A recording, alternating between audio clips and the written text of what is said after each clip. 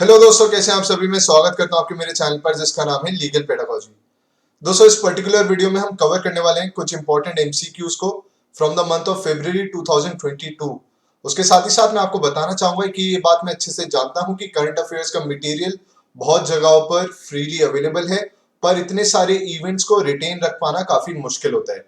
तो उसी को देखते हुए मैं इसी चैनल पर law entrance point of view से जो जो करंट अफेयर्स इंपॉर्टेंट हैं उनको रेगुलरली अपडेट करूंगा till the law entrance examination. तो आप चाहें तो उन करंट अफेयर्स को इस चैनल से कवर कर सकते हैं। उसके साथ ही साथ अगर आप अपने आप को मेरी पेड लाइव क्लासेस में इनरोल कराना चाहते हैं, जिसका एक नया बैच लॉन्च हो रहा है 15 मार्च को फॉर लॉ एंड पॉलिटी, तो आप स्क्रीन पे दिए गए कॉन्टैक्ट नंबर से सारी इंफॉर्मेशन कलेक्ट कर सकते हैं। तो आइए शुरू करते हैं इस वीडियो को। दोस्तों, पहला क्वेश्चन है कि the first women to be cured of HIV belongs to which country. तो दोस्तों, हाल ही में जैसे कि आप जानते हैं एचआईवी एक ऐसी बीमारी है जिसका इलाज हो पाना काफी मुश्किल होता है। तो आपसे पूछ रहा है कि हाल ही में ऐसी पहली महिला बनी है हमारे विश्व की जिनको एचआईवी से क्योर किया गया है, तो वो किस कंट्री को बिलोंग करती है। तो दोस्तों, वो बिलोंग करती हैं यूएसए को, और ये वर्ल्ड की थर्ड पर्सन बनी है जिनको एचआईवी से क्योर किया गया है। और किस टेक्नोलॉजी का इस्तेमाल किया गया, वो थी स्टेम सेल ट्रांसप्लांट टेक्नोलॉजी, जिसके थ्रू उनको क्योर किया गया एचआईवी से। तो ये बात आपको याद रखनी है। दोस्तों, अगला क्वेश्चन है the name of the longest Indian railway tunnel recently in news is. तो दोस्तों, हाल ही में हमारे भारतीय रेल का सबसे लंबा रेलवे टनल इनॉग्रेट किया गया है। अभी उसका प्रोजेक्ट पूरा कंप्लीट होना बाकी है, तो उसका आपसे नाम पूछ रहा है। तो दोस्तों, उस लॉन्गेस्ट इंडियन रेलवे टनल का नाम है T49। ये बात आपको याद रखनी है, क्वेश्चन आपसे पूछा जा सकता है। इसकी टोटल लेंथ जो बताई जा रही है दोस्तों, वो है 12.758 किलोमीटर्स। इतना पूरा एरिया ये कवर कर रहा है।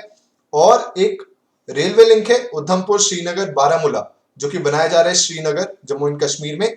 तो उस पूरे रेलवे लिंक का ये पर्टिकुलर जो टनल है, ये पार्ट है, और ये लॉन्गेस्ट रेलवे टनल है। नाम है T49। तो ये सारी बातें आपको याद रखनी है। अगला क्वेश्चन है दोस्तों, जैसे कि स्कीम से रिलेटेड क्वेश्चंस पूछे जा सकते हैं, फुल फॉर्म पूछी जा सकती है। तो एक फुल फॉर्म आपसे इस पर्टिकुलर स्कीम की पूछी जा सकती है कि PMAY, इस स्कीम की फुल फॉर्म क्या है जो कि इंडियन गवर्नमेंट ने लॉन्च की थी। तो दोस्तों, इस स्कीम की फुल फॉर्म है प्रधानमंत्री आवास योजना। और आवास से जैसे कि आप समझ ही सकते हैं, ये फोकस करता है कि लोगों को अफोर्डेबल हाउसिंग प्रोवाइड की जा सके। और ये स्कीम लॉन्च की गई थी 2015 में। और इसके तहत काफी मिनिमल बैंक इंटरेस्ट रेट पे लोग हाउस लोन ले सकते हैं और कोई भी अपने मनचाहा घर खरीद सकते हैं। तो प्रधानमंत्री आवास योजना नाम है इस पर्टिकुलर स्कीम का, जो कि लॉन्च की गई थी 2015 में। दोस्तों, अभी हाल ही में रविदास जयंती मनाई गई थी फरवरी के मंथ में। तो आपसे पूछ रहे हैं कि अभी हाल ही में जो बर्थ एनिवर्सरी मनाई गई है, रविदास जयंती जो मनाई गई है, उसके थ्रू कौन सी बर्थ एनिवर्सरी बनाई गई है सेंट रविदास की। तो दोस्तों, वो बर्थ एनिवर्सरी थी 645th birth anniversary of saint Ravidas. और दोस्तों, रविदास थे कौन? ये भक्ति मूवमेंट जो थे उसकी शुरुआत इन्होंने हमारे देश में की थी, भक्ति मूवमेंट की। तो उससे जुड़े हुए ये एक संत थे जिनका नाम था रविदास। और दोस्तों, हर साल इसको माघ पूर्णिमा वाले दिन मनाया जाता है, यानी कि फुल मून डे जो होता है माघ मंथ का, उस दिन रविदास जयंती को सेलिब्रेट किया जाता है हमारे देश में हर साल। दोस्तों, अगला क्वेश्चन है G20 समिट से रिलेटेड। तो आपसे पूछ रहा है कि 18th addition of G20 summit जो कि होने वाला है 2023 में, वो कहां पर कंडक्ट किया जाएगा। तो दोस्तों, 2023 का जो G20 समिट है वो किया जाएगा इंडिया में। और अगर आपसे पूछे कि 2022 का कहां पे हुआ था, तो वो हुआ था बाली इंडोनेशिया में।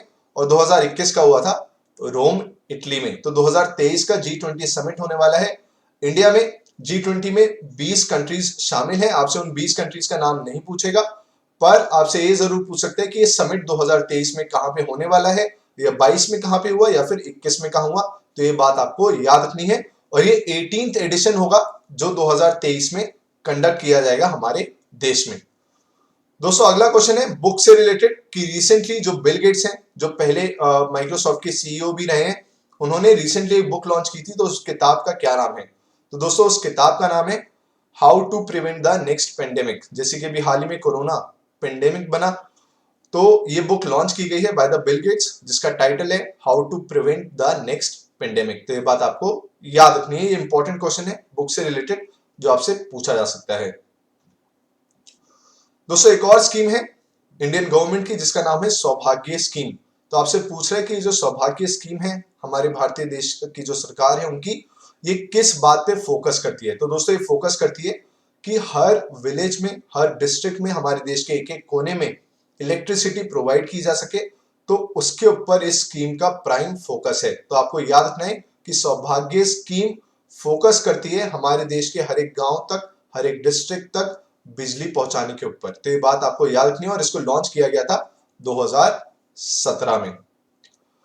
अगला क्वेश्चन है दोस्तों कि India's first consumer goods company to become 100% plastic waste neutral company in India, उसका नाम क्या है। तो दोस्तों हाल ही में जो डाबर कंपनी है, जिसे काफी सारे प्रोडक्ट्स आते हैं लाइक च्यवनप्राश और बाकी बहुत सारे और प्रोडक्ट्स आते हैं, तो हमारे देश की पहली कंज्यूमर गुड्स कंपनी बनी है जो कि 100% प्लास्टिक वेस्ट न्यूट्रल कंपनी है। प्लास्टिक वेस्ट न्यूट्रल कंपनी का मतलब यह है कि जो भी प्लास्टिक वो प्रोड्यूस करते हैं उसको रिसाइकिल किया जाता है 100%, जिससे कि एनवायरनमेंट को नुकसान ना पहुंचे। तो डाबर बनी है हमारे देश की पहली कंज्यूमर गुड्स कंपनी जो कि 100% प्लास्टिक वेस्ट न्यूट्रल कंपनी है। अगला क्वेश्चन है कि who has become the first women police commissioner of Gurugram. Gurugram दोस्तों जो हरियाणा में स्थित है, उसकी पहली महिला पुलिस कमिश्नर बनी है कला रामचंद्रन। तो इनका नाम इंपॉर्टेंट हो जाता है क्योंकि पहली वुमेन पुलिस कमिश्नर है गुरुग्राम की। तो ये बात आपको याद रखनी है, गुरुग्राम का पहले नाम गुड़गांव था। अगला क्वेश्चन है which country will host world sustainable development summit 2022। दोस्तों वर्ल्ड सस्टेनेबल समिट जो है, सस्टेनेबल डेवलपमेंट का मतलब क्या होता है। सस्टेनेबल डेवलपमेंट का मतलब ये होता है कि डेवलपमेंट ऐसे हो जिससे कि जो आने वाली फ्यूचर जनरेशन है वो भी एक बेहतर इन्वायरमेंट उन्हें मिल सके, क्लाइमेट फ्रेंडली इन्वायरमेंट मिल सके, और इकोनॉमिक मतलब इकोलॉजिकल जो बैलेंस है, इन्वायरमेंट का जो बैलेंस है वो भी मेंटेन रहे और डेवलपमेंट भी साथ के साथ चल सके। तो आपसे सवाल पूछ रहा है कि 2022 में वर्ल्ड सस्टेनेबल डेवलपमेंट समिट कहां पर होने वाला है। तो दोस्तों अगला वर्ल्ड सस्टेनेबल डेवलपमेंट समिट 2022 का होने वाला है इंडिया में। तो ये बात आपको याद रखनी है। अगला क्वेश्चन है इंटरनेशनल एपिलेप्सी डे की थीम क्या थी 2022 की। तो दोस्तों आपसे सवाल ये पूछ रहे हैं कि इंटरनेशनल एपिलेप्सी डे की थीम क्या थी 2022 के लिए। तो सबसे पहले मैं आपको बताना चाहूंगा कि एपिलेप्सी डे दोस्तों हर साल जो भी दूसरा मंडे होता है, जो भी सेकेंड मंडे होता है फरवरी का, उस दिन इंटरनेशनल एपिलेप्सी डे को मनाया जाता है, जैसे कि यहाँ पे लिखा हुआ भी है। और इस साल की जो इसकी थीम थी वो थी 50 मिलियन स्टेप्स फॉर एपिलेप्सी। और एक और बात फैमिली लॉ से रिलेटेड आपको बताना चाहूंगा कि एपिलेप्सी पहले एक ग्राउंड ऑफ डाइवोर्स था पर अब एक ग्राउंड ऑफ डाइवोर्स नहीं है। और वैसे ही लेप्रोसी, लेप्रोसी भी पहले एक ग्राउंड ऑफ डाइवोर्स था पर बाद में इसको हटा दिया गया था। तो ये बातें आपको याद रखनी है। अगला क्वेश्चन है the CBI has booked which country for eligibly cheating banks for 22,000 crore. तो दोस्तों एक बैंक फ्रॉड हुआ है अभी हाल ही में जिसमें कंपनी का नाम सामने आया था 22,000 करोड़ रुपए का।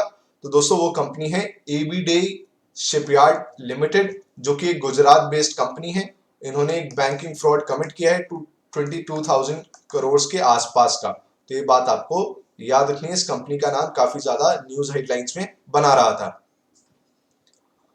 अगला क्वेश्चन है दोस्तों एक प्रोग्राम से रिलेटेड जिसका नाम है मैत्री प्रोग्राम। तो आपसे पूछ रहे हैं कि मैत्री प्रोग्राम भारत और किस देश के बीच में लॉन्च किया गया है। तो दोस्तों मैत्री प्रोग्राम लॉन्च किया गया है इंडिया और ऑस्ट्रेलिया के बीच में, जो कि फोकस करेगा इन दोनों देशों के एजुकेशनल टाइज को इंप्रूव करने के लिए, उसके साथ ही साथ कल्चरल टाइज जो हैं उसको इंप्रूव करने के लिए इस प्रोग्राम का फोकस रहेगा। तो कल्चरल टाइज को बेटर करने के लिए, एजुकेशनल टाइज को बेटर करने के लिए इस प्रोग्राम का फोकस रहेगा। थोड़ी मेरी राइटिंग वकीलों वाली नहीं है, थोड़ी राइटिंग है मेरी डॉक्टर वाली, तो इसलिए मैं बोल के भी समझा रहा हूं आपको कि जिससे कि अगर राइटिंग समझने में दिक्कत हो तो आप जो मैं बोल रहा हूं उस पर फोकस करके उन चीजों को समझ पाए। अगला क्वेश्चन है कि what is India's rank in democracy index 2021। आपसे सवाल पूछ रहा है कि डेमोक्रेसी इंडेक्स 2021 में इंडिया की क्या रैंकिंग रही। तो दोस्तों इंडिया की रैंकिंग रही 46। और कौन सी एजेंसी है जो डेमोक्रेसी इंडेक्स हर साल पब्लिश करती है, रिलीज करती है। तो दोस्तों वो है इकोनॉमिस्ट इंटेलिजेंस यूनिट। तो ये बातें आपको याद रखनी है। इंडेक्स पे एक अलग से वीडियो बनाऊंगा जिसमें सारे ही इंडेक्स में क्या क्या रैंकिंग और टॉप मोस्ट पोजीशन पे कौन रहे वो मैं कवर करूंगा। पर फिलहाल आपको कमेंट सेक्शन में ये बताना है कि इंडिया की रैंकिंग तो डेमोक्रेसी इंडेक्स में 46 है, तो टॉप मोस्ट पोजीशन पे कौन रहा था। अगला क्वेश्चन है दोस्तों कि इंडियन नेशनल वुमेन्स डे हर साल किस दिन को मनाया जाता है, किस तारीख को मनाया जाता है। तो दोस्तों इंडियन नेशनल वुमेन्स डे हर साल मनाया जाता है 13 फरवरी को। और इसको आप कैसे याद रख सकते हैं कि आप लोग जैसे कुछ लोग त्योहार मनाते होंगे, 14 फरवरी को एक त्योहार मनाया जाता है, उससे एक दिन पहले ही इंडियन नेशनल वुमेन्स डे मनाया जाता है। और ये क्यों मनाया जाता है? To celebrate the birth anniversary of Sarojini Naidu. Sarojini Naidu जो कि एक फ्रीडम फाइटर रही थी हमारे देश से, उनकी बर्थ एनिवर्सरी को सेलिब्रेट करने के लिए 13 फरवरी को इंडियन नेशनल वुमेन्स डे मनाया जाता है। तो दोस्तों अगर आपको ये वीडियो पसंद आई हो तो वीडियो को लाइक करना मत भूलिएगा। और अगर आप चाहते हैं कि मैं ऐसी और करंट अफेयर्स सब्सिक्वेंटली अपलोड करूं तो आप इतना योगदान दे सकते हैं इस चैनल को कि आप ज्यादा से ज्यादा शेयर करें, ज्यादा से ज्यादा एस्पिरेंट्स तक इस चैनल को पहुंचाएं। उससे मुझे भी मोटिवेशन मिलेगा और मैं और बेटर क्वालिटी कंटेंट प्रोवाइड कर पाऊंगा। Thank you so much.